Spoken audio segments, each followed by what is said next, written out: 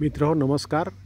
घाटंजी तालुक्यातल्या म्हणजे यवतमाळ जिल्ह्यातील घाटंजी तालुक्यातल्या आदिवासी बहुल ग्रामीण भागामध्ये मी आहे आणि या ठिकाणी शेतीमध्ये टोबणं सुरू आहे। टोबणं म्हणजे शेतीमध्ये मान्सूनपूर्व बियाणे टाकणे। हा टोबणं मराठीमधला वेगळाच शब्द आहे आणि ह्या स्त्रिया जमिनीमध्ये बी टोबताना दिसत आहे। हे बी टोबण्याच्या पूर्वी तिफणीच्या सहाय्याने त्या ठिकाणी शेतावर चर काढलेले जात आहेत। एक तिफण तुम्हाला दिसते आहे, ती तिफण अगोदर चर काढते आहे, एक तास काढते आहे आणि त्या तासामध्ये ह्या शेतकरी महिला एक एक बी टाकताना दिसत आहे। एक पुरुष त्यांच्यासोबत आहे। अशा प्रकारे टोबणं चालती तिफण चालती हे विहंगम दृश्य या ठिकाणी आहे।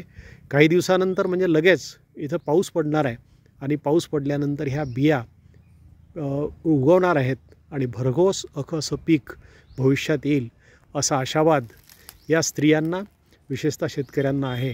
त्या आशेवर ते सगळेजण या ठिकाणी जगत आहे। आपणही आशा करूया की भरघोस असं पीक यावर्षी निसर्ग देईल आणि त्यांचा हा प्रयोग जो आहे, जो त्यांचा पारंपरिक प्रयोग आहे, या भागात अशा प्रकारेच टोबण करून बहुतांश शेती जवळपास 50% शेती केली जाते आहे।